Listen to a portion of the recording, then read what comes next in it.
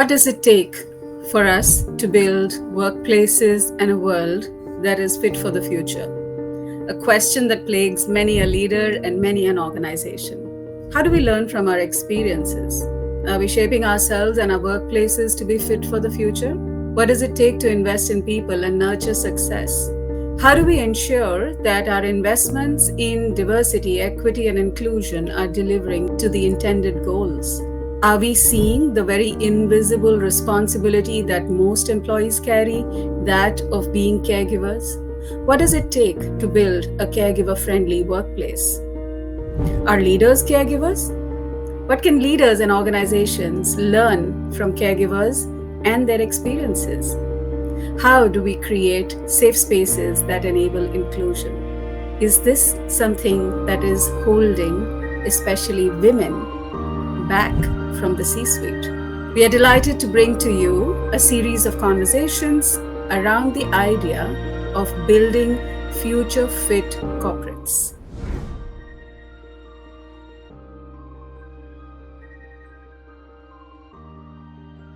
This conversation with Sonali Brahma, who is an award winning brand and creative strategy consultant. Welcome, Sonali. Thank you. Thank you, Bhavana. I'm delighted to have Sonali with us today and to give you a short introduction about her very long, illustrious career is that out of her 30 years of experience in working in marketing and brand building, it has been 28 years that Sonali has been creating powerful strategies and stories for brands in the traditional and digital space. A rare combo of the right and left brain, she ensures that the brands that she works with get the best of both the worlds, be it MNCs, SMEs, and startups in the B2B and B2C. Currently, her work spans India, UAE, US, UK, Singapore, and Australia. She works with CEOs, CMOs, founders, agency heads to grow brands, refocus on good content, and start their brand related struggles. Sonali started in the world of advertising as a writer and has won several awards for her sharp, clear writing that delivered on business goals. She is a hands-on corporate trainer and believes that application of knowledge is the only way to learn. To date, Sonali has trained more than 3,000 men and women and impacted a few thousand more through her speaking engagement. Sonali loves working on brands, creating them and growing them, sitting back with pride and reveling in their work.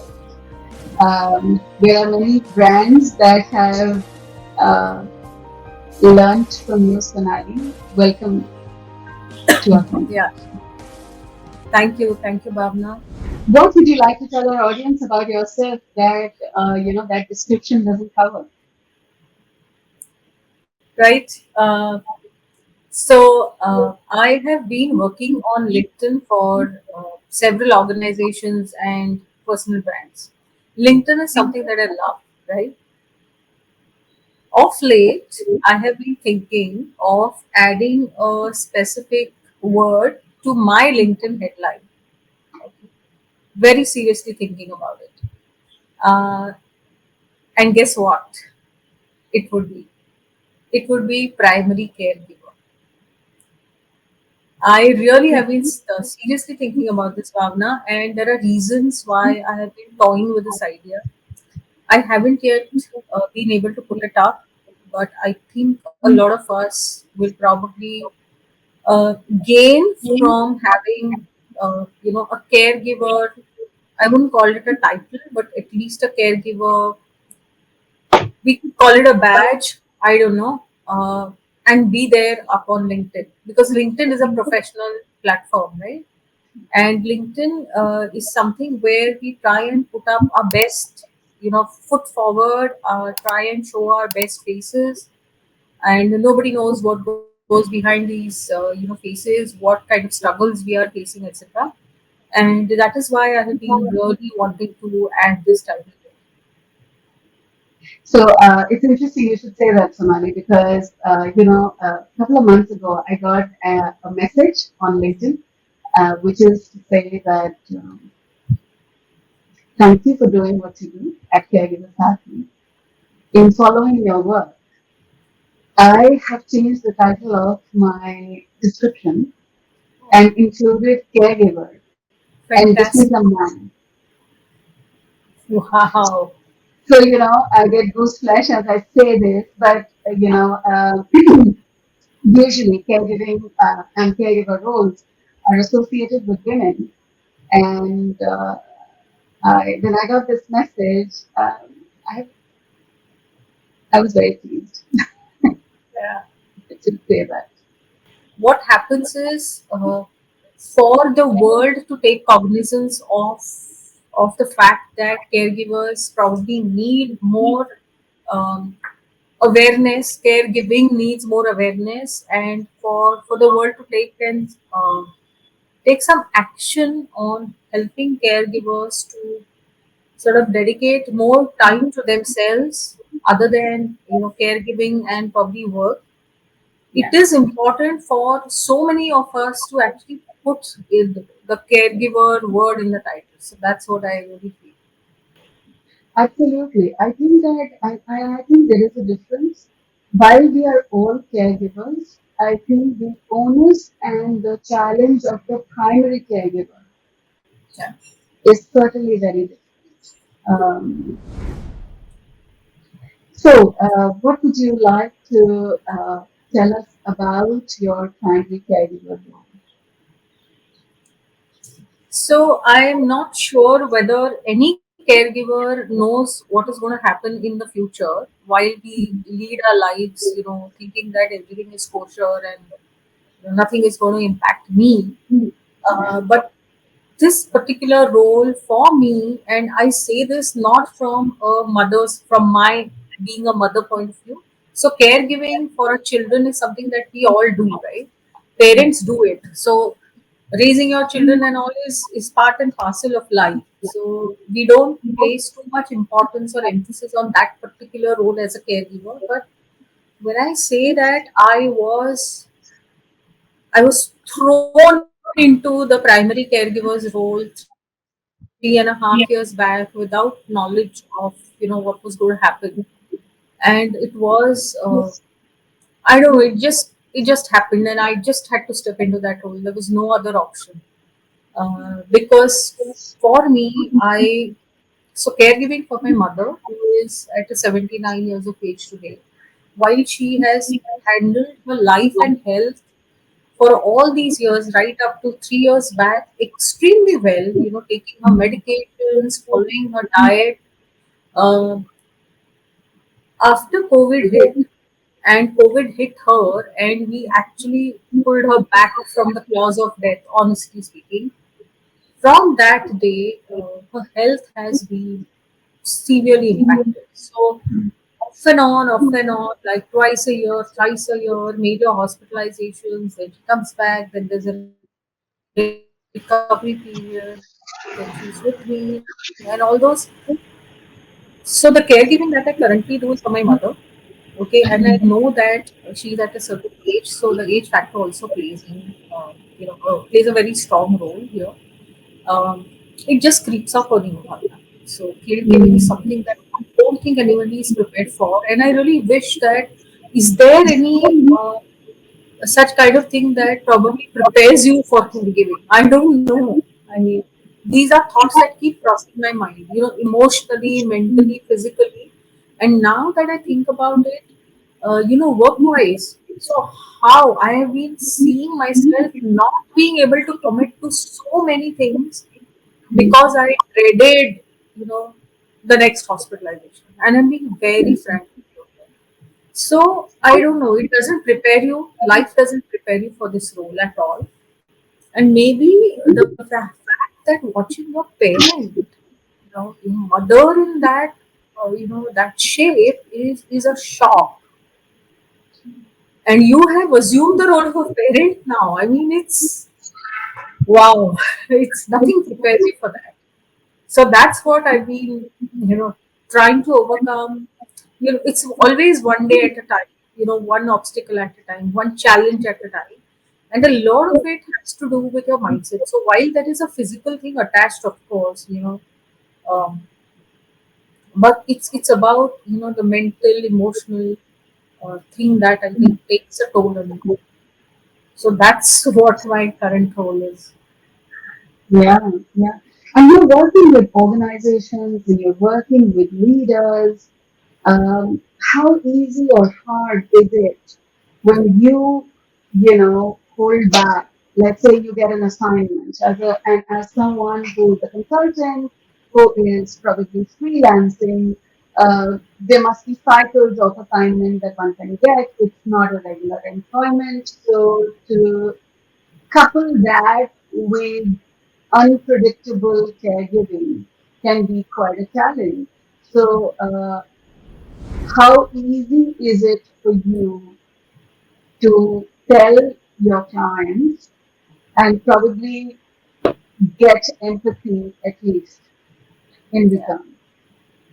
that's a great question. In fact, I think this is going to help a lot of caregivers, working professionals to really decide or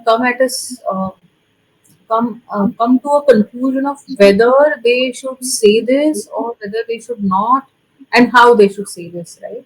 So for Right, me, like I said, caregiving actually just life throws it on you, right? right, And you have to handle it.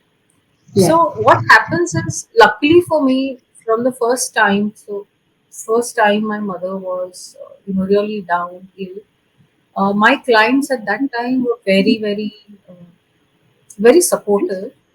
Hmm. Okay, so supportive in the sense that if I had to get on a call with them, it was like I always used to say that not right now, give me some time. I never would be able to give a particular time also, for the call, because one never knows. I was the only one looking after her. There was no help because it was COVID, no attendance, nothing. So everything was on me. Hmm. But when I told my clients that okay, I can probably talk to you, but be ready for a disruption in the call, they used to be okay with it. So, so that was that time. After that, I think gradually after so many like 7 hospitalizations in about 3.5 years, I have come to a stage where I just decide to go at it. Whatever I want to work on. So, for example, there is an assignment that really gets me going. I really want that assignment to come to me. I really want to work on it. Then I just give it a go. Okay, and if I get it, I now say that when the time comes, I will handle whatever comes on my plate. One very important thing, Bhavna, here is the support from the clients is very important, of course, but the support from your support system, so your core family, Hmm. okay, and your say house help and all those things are extremely important. So Hmm. today, the way we handle all this is, I handle is all our calendars are shared. So we are four in the family besides my mother. All four of us are working, including my son. So all our Hmm. calendars are every day we wake up and ahead of time, in fact, probably a week ahead, we plan. So if I have something where I must go or I must get on that call and I don't want any disruptions in that call or whatever meeting, then I reach out to my husband, I reach out to my son. I mean, they are home, and I reached out to my brother. So we all plan. Okay, so this day I'm not going to be available. This hour I'm not going to be available. Right. So we plan our meetings in this manner with clients. Uh, why I said this was a great question is, of late I have not been saying this to the clients that I'm a caregiver, and that is exactly why I think twice whether I should put this on LinkedIn or not. I'm being very candid about this because you never know what the world is like, right? I mean, I have been able to manage things now, and most of my clients are supportive. I would say 99% of my clients are supportive. I think, in fact, 100% of my clients are supportive. But when it comes to annual contracts, Bhavya, uh, that really sets me thinking. But this year, I have actually, sent my proposal to an organization which is going in for an annual or 1 to 3 year contract. I said, देखते हैं जो होगा वो होगा. I want this, and I'm going to take a shot at it. So that's the conclusion that I've come to when it comes to work and caregiving. Yeah. It is not easy. We did some research and we found that among the various dilemmas that caregivers have, the top five include that can I talk about my caregiver role at my workplace, whether it is as a consultant or it is as an employee, That's yeah. because there is fear of being misunderstood. There is significant unpredictability. I would rather manage it than talk about it. Yeah. Having said that, I think workplaces are changing. People are having more conversations and recognizing that caregiving can uh, impact individuals, not just in terms of the kind of stress, the burnout, the potential distraction, etc., but also in terms of people's availability, sheer availability. And, it requires planning, which you have just illustrated. And it requires also anticipating unpredictable circumstances. For Yeah. example, So as a manager, I know that if suddenly my team member says, listen, I can't do this right now because either, there's something I have to address or I'm not feeling up to it, right? I mean, I've had so much load. I don't know, but I want a mental health day off. Then I'm left saying, oh my God, what do I do? Right? And that is challenging. That's not easy. Recognizing that and being able to manage that requires new age management and leadership. yeah. So, Nani, what To I'd like for you to do is think about the time when you were in active employment and there were colleagues around you. And what is the journey that you have seen of, how women or people who were caregivers came to the workplace and how you see them now? Hmm. I remember one particular incident. This was in 20, should be 14 or 15, Hmm. so almost 10 years back, right? Uh, I have been always working in advertising. Largely, it's been advertising. So when I was in active employment in my role, I was heading the digital team at one ad agency, right? Now, all my because advertising is a young profession, young industry. Everybody was very very young. Some 20, 22, 25, 26, whatever. Now, what happened was I distinctly remember this. At that time, Bhavna, I was not at all in a caregiving space myself. So I was nice, happy, कुछ नहीं, responsibility was on, just my son's responsibility, whatever. It's just family. We are a nuclear family, so no responsibility in that sense. And I was managing a team of about 10 to 12 people, and there was this girl who was single, but one day she just called me, and she was a writer in my team, and she very good writer. She called me. She says that there's an emergency, and my cousin has met with an accident, and I need to go. So I said, okay, obviously you need to. So then I divided the work between the other team members, etc., etc. Now the thing was that she wasn't able to come for the next so many days, right? My expectation as a manager, I think I should put that out also, is very important, because we are talking about future fit corporates, right? Yeah. And I don't know whether I was right or wrong, but that's a perspective, that's the context that we need to probably set in our conversation. Is Yeah. my expectation from her was very simple. I just wanted her to go. Obviously, she got a call saying that the cousin had met an accident, and obviously you run, right? Nobody expects you to give any kind of details. So I said, go. She went. The whole day obviously they were probably troubleshooting, etc. And I expected her to give me a call at least the next day and just apprise me of the situation, saying that Sonali, I don't think this is going to be easy for the next whatever days. So Mm. I won't be able to make it. Assuming that she was the only person who was in the city and going to be looking after her cousin. Yeah. Okay, that's all I expected. I didn't get that from her. So I waited first day, second day, third day, and then Mm. I said, "What's happening?" Because Mm. you have work to do, Bhavna. I mean, like Absolutely. there is work to do, right? You need to communicate, is what I expected her to do, which she did. So her immediate manager, so there was a very small team. So I talked to him and I said that please call her and get a situation update. So that was the perspective of probably a corporate or an organization. What I Yeah. feel is important is you need to communicate, Yeah. right? In my case, again, so when my son met with an accident and he was hospitalized, not immediately, but 2 years later, we had to take him for surgery, etc.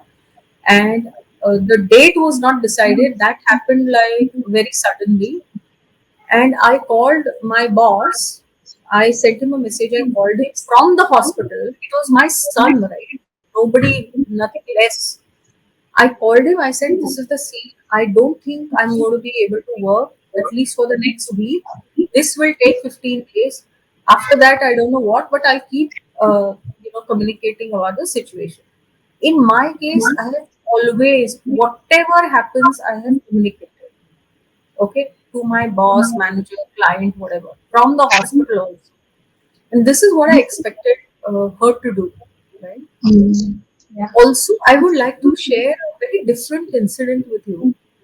During the same engagement with the same agency, there was a young guy, 24 years old. He came to me saying, "Hi Sonali, I need to take half a day off, tomorrow off, because I have to take my dog to the vet." So, one, I'm not into dogs. I have never had a pet in my life. I don't intend to, right? So, from that perspective, I was like quite taken aback. I said, "What is this? Yeah, I mean, why are people asking?" I was like, I was really taken aback. So I said, "Okay." Then I took about 5-10 minutes and I told him that okay, because he was living alone in the city and his parents were in some other country and all. I said fine. So after that I got sensitized to the thing that pet owners also might need leave, etc. So look at the range of caregiving or whatever incidents that can occur. Now your question, you say that from then to now, what is the change? Right now, if I look at any, see, I have not been in active employment for a number of years now. I have been on my own. But what I see is the change is corporates are having a lot of policies, with regards to maternity care. Yeah. So the paternity leave, in fact, just yesterday we were having a general conversation at home with my husband, and he said that I really missed out on that paternity leave, yeah, because it was we had a son like some 29 Yeah. years back. Said seriously, I wish people were aware at that time. Yeah. So maternity leave, paternity leave. What I love about the fact that many organizations have these return programs. Yeah. You take a break and they actually Yeah. welcome you. I have Yeah. also asked one of my neighbors, I said, "What do they ask you during the interview?" So Mm. she said, "They didn't ask me anything about the gap, Mm. just asked me about tech skills and other things, Yeah. nothing about the gap." I was so happy to hear that. Yeah. Yeah. So I think corporates are getting sensitized. Another Yeah. thing, compassion leave. These are Yeah. all the big organizations. My Yeah. husband would take a compassion leave for 7 days when he lost his mother, which was 3 years back, 4 years back. Yeah. I said, "This is wow, yeah. I mean, it's so important." Yeah. So the Yeah. change I can see in the organizations is people are paying attention to this. The only thing is how much aware are organizations and the decision makers or the leaders about certain needs of their people is the question, and But where. Sonali, Yeah, yeah, go ahead. you make a lovely point, and as you were describing it, and I could relate with some of the things. Like I feel envy for some of the young mothers these days, in the sense of, oh my God, it's not just maternity leave; it is also perhaps 2 years of paid care that is uh, possible in some cases, and things like that. Gosh, I would love to be a mother now. yeah, It's such a different time. So it is very heartening that you know many people before us and many people now continue to push the envelope to change and make change happen, and we can see that change.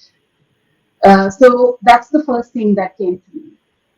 The second thing is that in our careers as well, right? Like we've seen it very different earlier, and we see it shifting in us. Of course, we can say it should be a lot more.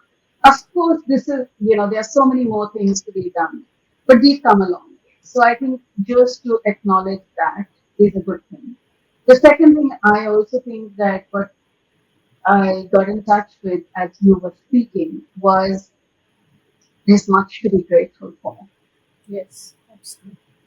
Yeah. So how lovely that things are the way that they are. Things are not as challenging as they could have been. Um, that energizes people to say, okay, now let's look at what is not there and what can we do next. Yes. Because we have moved a long way, we can move even more. So thank you for saying that. And I loved your anecdote about pet parents and being a manager who didn't know that. I mean, this was 10 years back, so I was like, what's happening? Poor kid, the boy was also taken aback at my reaction. Lovely No, boy, he I was a great understand that. I writer. understand. Yeah, because, and what I take away from that, Sonali, is it is you cannot think of all possible things to be made into a policy. Yeah. As managers, you cannot say that HR, we have a policy or we don't have a policy, and this is what we will go by, and this is not what we will go by. There will be new things that will be thrown at you. Yeah, Yeah. And they will, more than that, this might not be a new thing. This could be a thing you don't relate with. So I think you spoke about that as well, which is, it might have been a prevalent thing, but like it's a strange thing to me. yeah, Yeah. What the important thing is, what are you going to do then? It's not in the policy book. It is not something that you personally relate with, but it has come your way. And I think that is the point of caring for people and situations, because this enables your team members to be their authentic self. They know that I can go to a manager like Sonali, yeah, and I can tell her this is what I want or not want, and we will figure out something that will work for everyone. Yeah, I love those anecdotes. I love those stories, and I love your, honesty for stating them for the way that they are. Because I do think that we can all learn from that. We don't have to be politically right. We don't have to be perfect, and there is opportunity to learn. Um, Sonali, as you navigate your caregiving responsibility today, if you were in active employment, what are some of the things that you think someone who's an active caregiver would expect from their employer? who should expect what they should expect from their employer. That's what you're saying. What could, yeah, what would they expect? What would they expect? I think today caregiving is at such a stage because of several conditions or situations. For example, the life spans have increased and they have been increasing over a period of so many years, right? So obviously, you're going to get into a situation where you will have to give look after your parents, aging parents. You will get into a situation Yeah. in a very normal context. What I also see, Bhavna, is I don't know because of what, but there have been several cases that have come to the fore of, um, let's call it, children with disabilities, okay, Yeah. who need to be looked after with Yeah. parents who are in the prime of their work life. Okay, they might be leaders. I will tell you one more thing which happened in February. I remember this because we were there to admit my mother. I was sitting outside. She was in the emergency room, and we had to sit outside, right? There's a sort of a lounge area in that hospital. So I was just observing, people, and in my situation, I was just looking at, what the ages of the patients were and all. While I saw that a number of caregivers were there with their aging parents or in-laws or whatever, there was one couple who walked in. It is shocking. It still sort of gives me goosebumps. A young couple in their mid 40s, I would say, or early 40s, walked in with those, I don't know what you call those chairs. Two of their kids, both disabled, and a mother was walking one and the father was walking one. I said, oh my god. See, they were well dressed and everything. So I was just hoping that their financial situation, their work situation, I was hoping that they would probably have their own business team, etc. Well, to what extent would they have to devote their time, and what was the cost involved looking at these children who were young, and what would happen to their lives, right? I was really shocked to see that. So The motorized wheelchairs and yeah, I mean, they were, my God, I was really shocked, and we really have to look at all these things. It's very important for us to notice all these things, and I think I'm glad that you gave that employer, example. Sorry. sorry, yeah, you were Please saying continue. something. Yeah, I was just saying that employers, they would expect, employees would expect from their employers um, certain sort of, let's say, leaves which are allocated to a particular thing that they would need at their stage of the journey. For example, let's say somebody at my age, okay, would not think about maternity leave, right? So what if I was given that, 3 months or whatever, 6 months for caregiving? What if?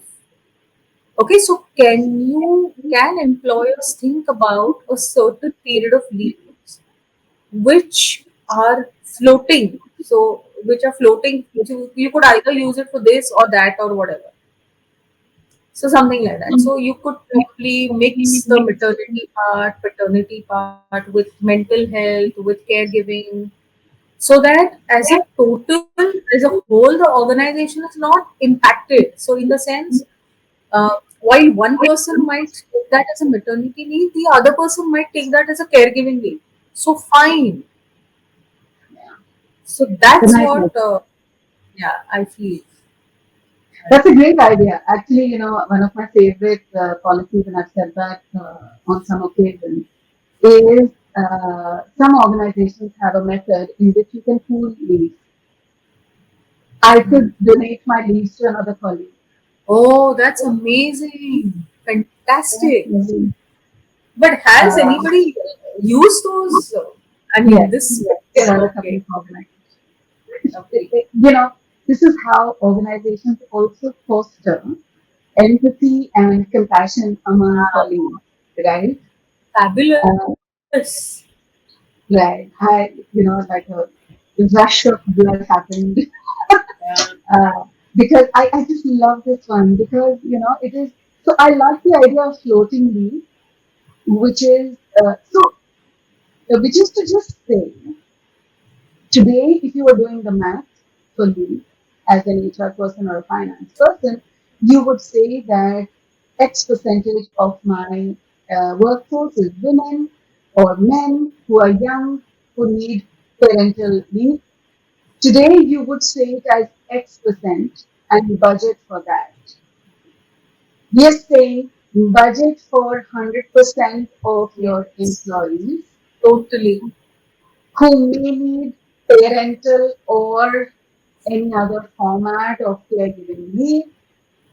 If you have budgeted and planned for it, just like when we plan for caregiving, you are likely to be able to not just offer that, but my guess is many employees will stay with such an organization for a long time and give Totally. back manifold.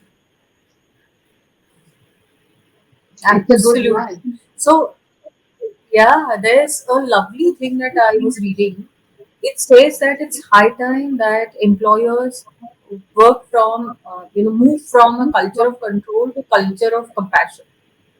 But really, that's Wonderful, interesting. just beautiful. I just loved it. And another thing, Bhavna, I read about it again, quite shocking because maybe I belong to Gen X. But there's an organization, if I'm not mistaken, in Pune, which is Stock Grow. It came in the news. They have a leave for a breakup. So, oh, okay. So I was like, okay, really? So that's where the floating thing can really work well. Yeah. So, one of the things that I wanted to highlight when you were talking about the surprise and getting into the idea of caregiving and being unprepared for it, especially when caring for older adults. Let's say we have grown up with an idea of parents, right? Parents are in control, parents know everything, and suddenly watching them lose control can be very many things. Yeah, One of the things that it is that you experience grief, you experience loss. yeah, Uh, and there is something called grief, which is experiencing grief in anticipation of loss. And you need time to recover. yeah. Yeah. Hmm. So I think that organizations that recognize Hmm. that somebody who has had a breakup will probably be going through grief. Uh, and very interestingly, there is research that says loss of a Mhm. partner is perhaps Mhm. the biggest form of Oh, loss that one can experience. oh, really? My God. Oh. And it does contribute to your mental well-being. It does contribute to your burnout as well. Yeah.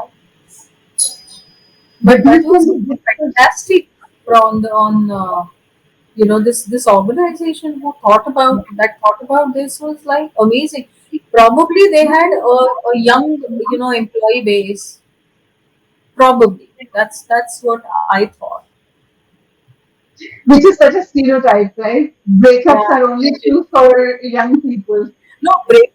Yeah, actually, possibly. Yeah, you're right. It's a stereotype. Yeah, I absolutely. mean, you Total could be a bias. 50-year-old who has to Yeah, say, actually. Yeah, yeah. You never know. Maybe I need to do a little bit of more reading on the organization. yeah. And thank you for sharing that because, the whole point is that we do have our biases and our stereotypes. And we say that I get this a lot that we don't need caregiver support services in our organization because our workforce is very young. Mm. Oh, Okay, and I have to wow. then tell people. Bhavna, uh, yeah, yeah. So there's something that I would like to add here. Uh, when the organization is saying this, and I'm sure you have a lot of research about statistics, but look at the number of people who are going in for dialysis, who are at somebody in school, uh, somebody who is 25 years of age. We always think that that is for the older people, but I have seen this Yeah. in hospitals. So the organizations are saying this probably need to be exposed to that. Yeah, actually, the whole thing is, I have often been told that we have a very young workforce, so we don't need. Now, the point that I'm trying to make is that very often a lot of such initiatives are seen as this will require an investment. So let's do the math and let's do the ROI calculation, or let's at least see what is the investment that is required. Mm. Right? So just like we spoke about maternity leave, you will say, okay, how many women are likely to take, uh, you know, maternity leave, Yeah. or test, why do you need a test? What's the business case for having a test? Hmm. Now, we have only 20% women, of which only maybe 10% are young enough who will have children, and whether or not they will, want a creche. So the number keeps going down. But the counterpoint is also true that if you had a crash, the number of women who could join you would increase. Um, the same way, when you're doing the calculation for leave, or you're doing the calculation for any other business case, if you say that young people don't need to do caregiving or don't need caregiving related, then you're probably not seeing many people. Hmm. A lot of people would tell me, for example, how many caregivers can I have in my organization? Hmm. 10%. Oh, So it is better for me to provide maternity because I have to make choices all the time as a leader. yeah. It is better for me to make, um, do something around young maternity leave or parental leave because I don't know how many people will need any other care. Hmm. And or now recently people have started saying that elder care or care for older people will impact everybody. So that's the larger umbrella. Okay. Hmm. Hmm.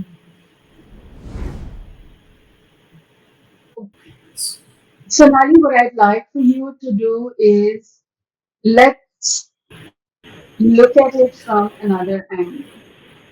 Yeah. Right?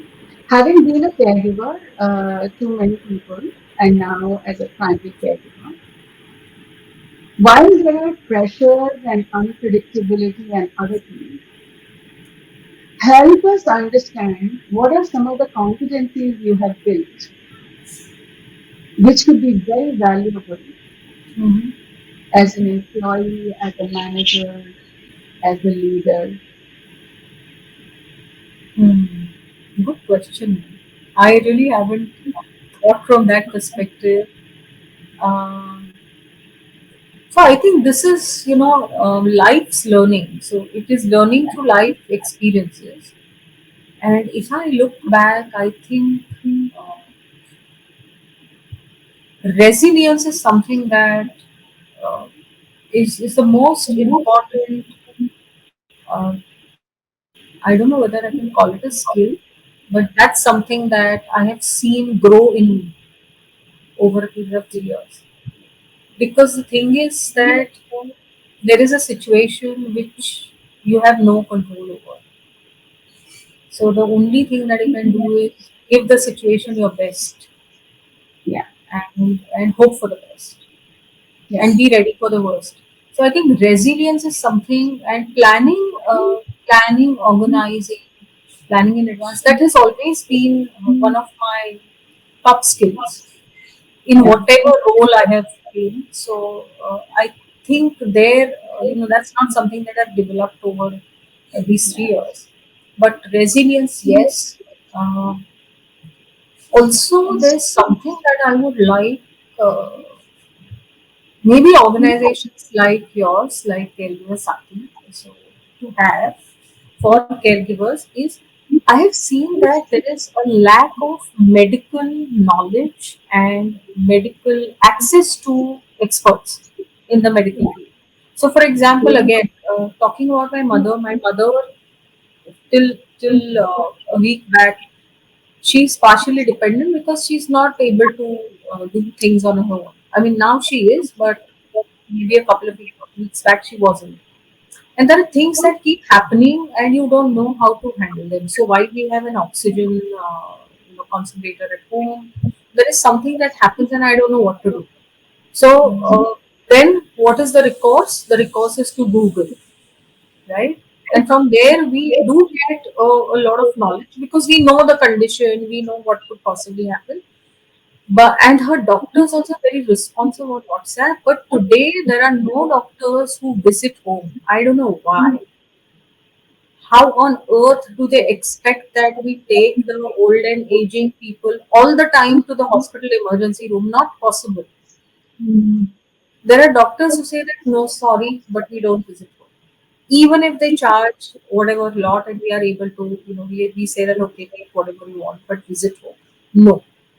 So that's, access to resources is something I know that was not your question, Bhavna, but I really feel that uh, access to resources when I have the paucity of time, I need to immediately address an issue. I think that is what is really important That's for me. primarily what caregiver Sati is trying to Yeah, create access to resources. So if you go to our website, you will be able to not just get information on caregiving, but also we are trying to create access to experts and teams because also medical professionals get very upset if you Google too much information yeah, because there's all kinds of information I also know. available, right? So, Now, uh, you do need you do need curated information, yeah, and it is very valuable. So one of the ways that we are looking at curating this information is getting caregivers to share themselves, mm, as well as getting experts to talk about it, so that this access can be easier. yeah. Wow. Hmm. So going But back I'm to your glad. question, yeah, one quality that one skill that I have built is that caregivers should have in themselves or build in themselves is self care. Hmm. And moving to self love. See, self care is okay, but self love, I think you need. Maybe when you have self love, you will automatically, allocate some time for self care. But that is something that we really tend to ignore, which we shouldn't. And I'm not saying that this is something that I have been able to develop during this caregiving journey of mine. It always was there in me. I always ensure that I have my time to myself, whatever, Hmm. 5 minutes, and doing things that I want to, I love to, and maybe that I have to. Okay, so it could be just going down for 15 minutes of walk. So I, tell my family that listen, I'm going down for 15 minutes. You please look after mom. Hmm. Yeah. So, or even telling her. Now, Bhavna, there's something I really want to share. So, when you're looking after, let's call them, you're looking after your beloved ones, and they are in a position of, they understand their mental faculties are pretty much, they're alive. One needs to train them as well. I'll tell you what I mean by that. Okay. Typically, when a patient has a condition that he or she knows might not completely reverse, Hmm. they are in shock for some time, right? And Yeah. then they tend to sympathize. they tend to say that, oh, how sad. They tend to feel like victims, and then they go into depression and all those things, right?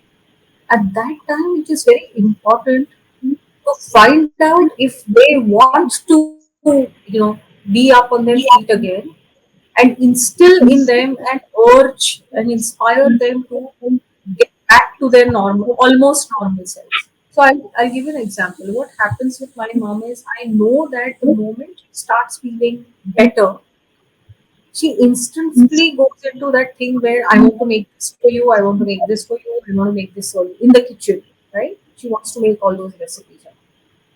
So then I know that she is now getting better.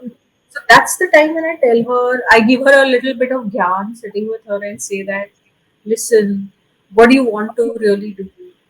Don't you want to get better? Don't you want to go into your new house? Don't you want to go and meet friends? Maybe don't you want to invite friends? All that. So that mental training is very important, and that's something that I think a lot of us probably tend to ignore. So what I'd like, so many times our caregiving journeys can feel lonely and it can feel unpredictable and it can feel like we need access to resources. The best people who have access to all of this, whether it is emotional reservoir or it is resources, is Yeah, people who are being caregivers themselves. yeah. What do you think organizations can do for that? I think a lot of organizations already have, these mental health, either experts or there's, some organizations I heard have got these forums where people can go and, even anonymously share their mental health troubles or Yes. talk to an expert or all that. Yeah. I feel that that is one of the biggest contributions of any organization towards caregivers that they can really do. If Yeah. they can help caregivers sort out their dilemma, help them overcome their trauma, Yeah. I think that's the biggest contribution that can ever happen. So it's very important that we do look at mental health very seriously. But some organizations have what are called employee resource groups that are not just within that organization, but they encourage employees to be a part of support groups that Mm-hmm. are beyond the organization, and that can be a great resource as well, where people can just create their support systems, which is beyond the family, Yeah, right? So, like that 24-year-old pet parent team member of yeah, yours, could have other pet parents yeah, uh, absolutely. I mean, would that's a be big really, group today. I yeah, mean, pet parents is a huge group and growing. yeah. It's the fastest growing industry, by the way. Yeah, you will see a Okay. pet shop there at every corner of the street. Yeah, yeah. I also think that it's a good time. It's a good time when we can care for animals around us, provided it doesn't become dysfunctional. And that's for another conversation. Sonali, what I would like for you to do is also think about what do you believe for in order to build, like you worked on brands and you worked on, sales and marketing or communication side of organizations. Um, that requires a lot of innovation, or that may require thinking out of the box. And what do you believe are the key ingredients of thinking innovatively for an organization?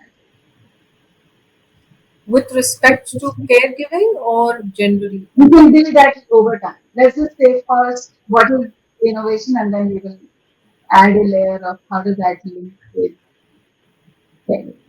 I think key ingredients is first to have or encourage their people and leaders to be great listeners, because you Yeah, never know from where an idea can come. that's right.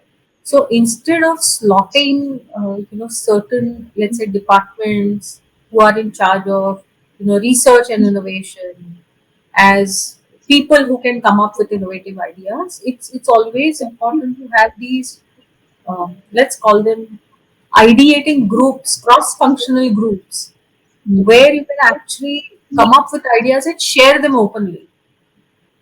So what happens, Bhavna? I think what is the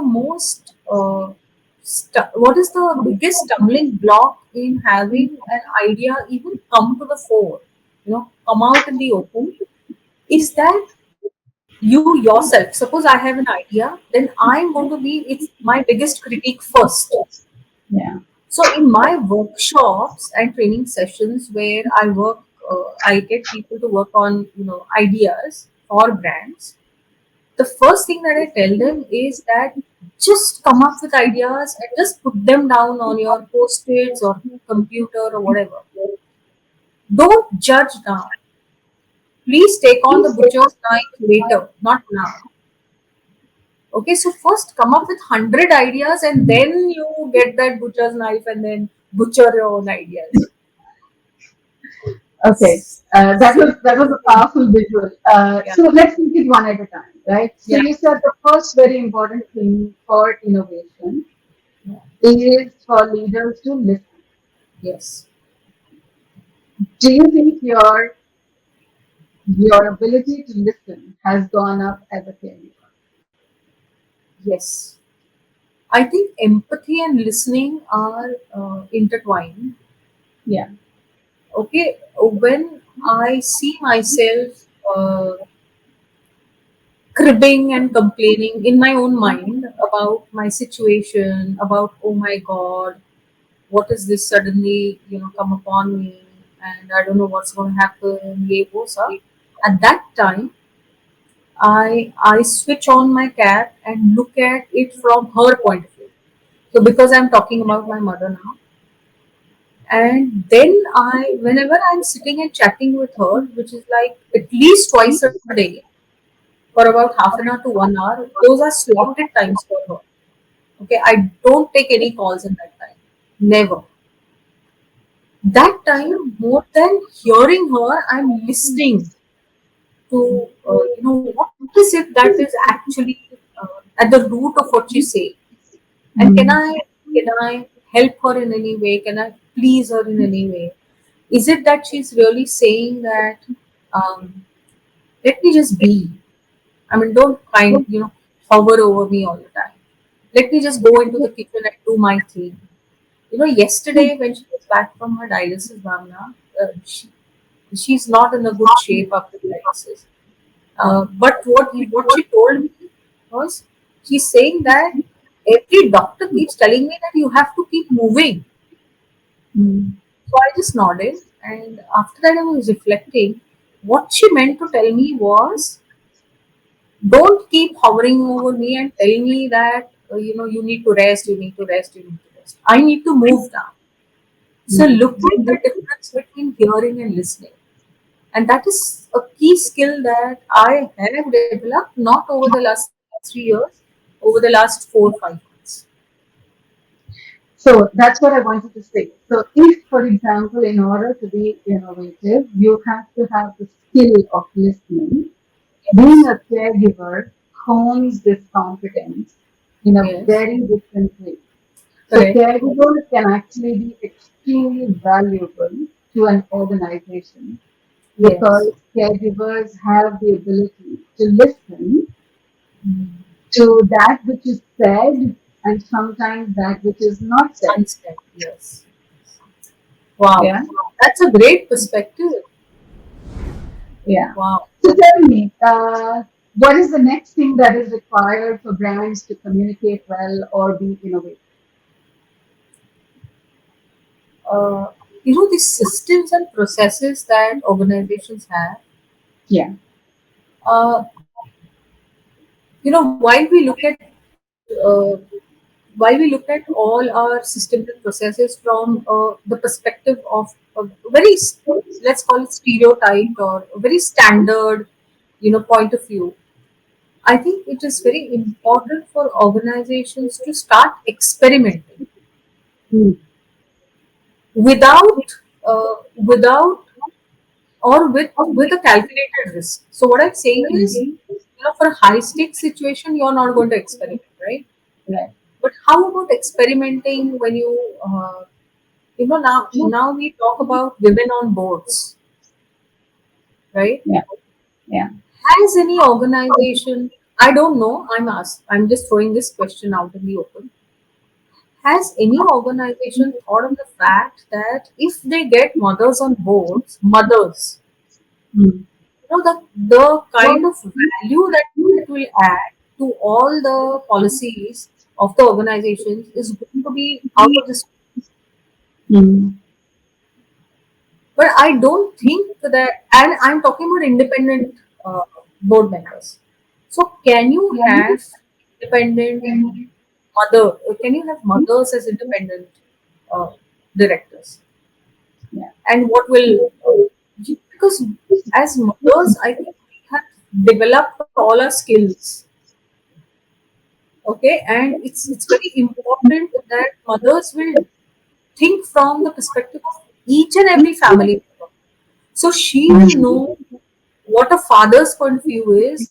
She will know what an in-law's point of view is. She will know what a grandparent's point of view is, what the baby's point of view is, and she will therefore be able to add many value, so to say, to organizations. If she do that, and that has been on my mind for a long time. So I'm glad you give that example because the way that I would like to build this further, Sonali, is it is not just important to have a woman on board. Of course, Yes, it's important to have a woman, but it is important to have the experience and the competence of being a caregiver in a system. yes, So you could have a woman on board who hmm. does not have that experience, Yes, which will be a different kind of perspective, and I very good, don't doubt that. I think totally, a gender lens is extremely valuable, yes, but it is different yes, if it is a man who has only invested his adult life in building a career versus a man who has also been a caregiver. In absolutely, the same way, it is yes, different if it is a woman who has had a very focused career, different set of experiences, but a woman who has had caregiving responsibilities with a career will have a very different perspective. absolutely. Very nice. Actually, it's very nice to get the perspective of a man here, Bhavna. You've done it really well. I think that's also very important because there are so many men who are taking up caregiving duties. So whether they Yeah, are required to or whether they're not, so they have it in themselves and they just pick it up like this. yeah, yeah.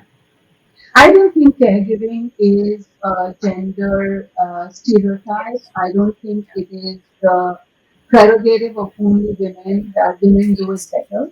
I believe very strongly. It is just that women are expected to do it. So Yes. over time, women build those skills. Uh, it's just like math or science.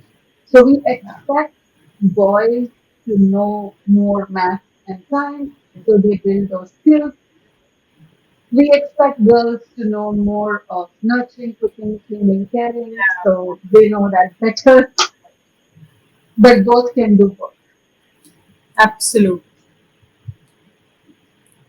So Let's go back to absolutely. the original question, the third point. If you wanted a brand to communicate well, if you wanted an organization to be innovative, you want them to be able to listen, and you want them to be able to, what is the second point? Ideas, Um, generate ideas, be able so to anticipate, experiment. Actually, the second one experiment, was experiment. Yeah. experiment. Do you think as a caregiver you learn how to experiment? Yes, of course. Again, when you experiment, you need to look at whether, what are the stakes. Yeah. You're not going to experiment in an emergency situation. Correct. But I have always done this even in my workshops. So I keep telling the participants to experiment on the psychology of people that you know. So, for example, if it's a workshop in an organization, I will tell them that certain people because you've been working with them for so many years or whatever. Yeah. So, let's say that one of your colleagues is prone to anger, Hmm. at every trigger. Why Yeah. don't you experiment and see how he or she behaves when they get angry by changing the way you interact with them? Right. Worst case, what is going to happen is it's going to blow into a situation. Anyways, you have seen that situation. But Yeah. what if you come up with a thing where you can probably tone down the entire, reduce the impact of the situation, Yeah. maybe reduce the anger or whatever. So that's the same thing that I would like to apply here. In Right. caregiving, I do apply it to a situation where I can see, how the responses from the patient, Right. and that's where I think organizations should be, checking with these things, different things. So while I'm sure that there can be a list of things that are required, and perhaps many people who will listen to this conversation will come up with things that are required for organizations to be innovative or creative or be resilient. I think having team members who have this experience outside of the workplace can be a great addition. And this is Yeah, exactly the point that if you want to be innovative, then allow for recognizing one, have more caregivers around, and yeah, two, let them be themselves at the workplace. yeah, So, be friendly to people sharing that I'm a caregiver. absolutely. So now we can go on and on with our conversation, and I would love to do that. I would love to set up another conversation with you, as but for now, to bring this conversation to a close, I would like for you to give your perspective on what do you think organizations can do in their fiduciary responsibility towards society, right? As CSR for shaping a care economy or for making sure that women can last in the workplace. One of the reasons that women keep falling off the workforce and they Yeah. don't reach the board is that we have caregiving responsibility. Hmm. Yeah. So corporates who want women in the board will need to invest, maybe through CSR, Hmm. in building a care economy. Hmm. What are your thoughts on that? I think it's what you say is absolutely right. See, caregiving is not something that has it is yet to come out in the open as a need for people, Right. as a need for organizations, for organization to look it as a need for employees, Yeah.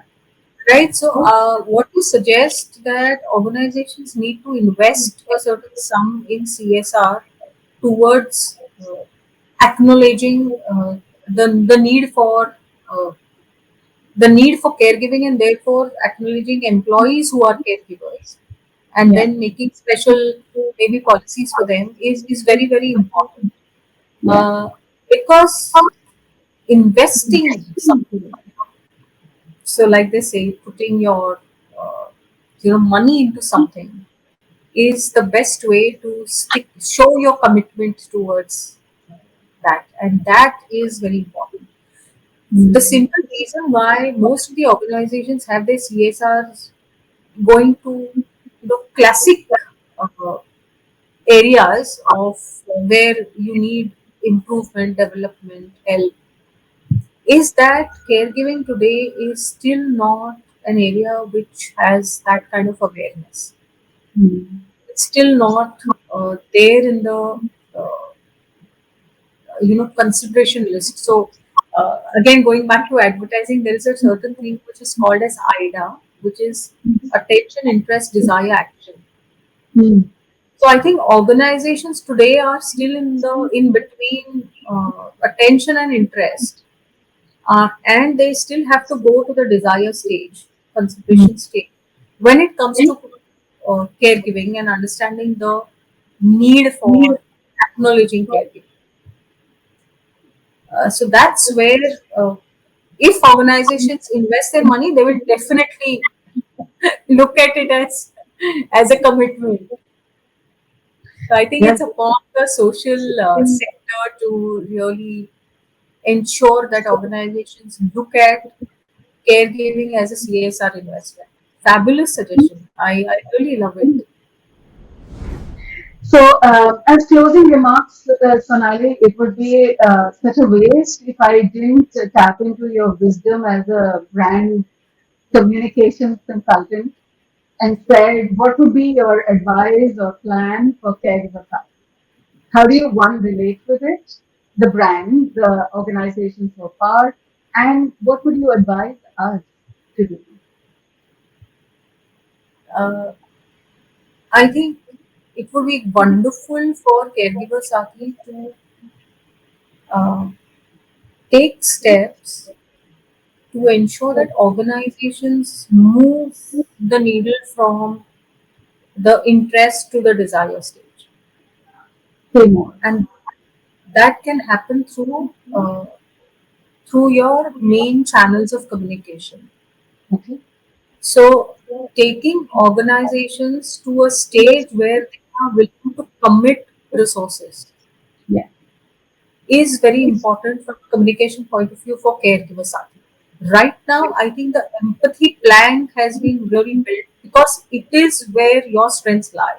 Absolutely. Yeah. Yeah. But how do I ensure that organizations commit to that? Yeah. The only way to do that is, letting organizations know what is it that they are probably losing, what are the opportunities that they're losing if they don't look at caregiving as a very solid addition to their workforce, or addition to, let's say, building their competencies in a way that they establish business goals. So the connection for organizations to look at caregiving in a way that it helps them accomplish their business goals is going to be the requirement for any organization's caregiver Sati, uh, and that's where you should come in the picture more. So move from empathy, attention. So attention to interest and interest to desire. So in the IDA journey, I to E is where I think caregiver Sati now needs to Yeah. go. Absolutely. Absolutely. And I'm going to, probably crowdsource some suggestions from people as they listen to this lovely conversation and say, what do you think caregiver Sati should be doing in order for us to create that desire and for us to create, the need for organizations to invest in caregivers and being a caregiver friendly workplace. Yes, fabulous. Yeah. Thank you so much for your time, Sonali. Thank you for the many ways that you have supported me as a person and your allyship for Caregiver Sati. And certainly, I look forward to many more inputs. Thank you for your time today. Thank you so much. It's been a pleasure to interact with you, not only on this forum, but otherwise as well. And I have, my full commitment to caregivers, Sati and caregivers.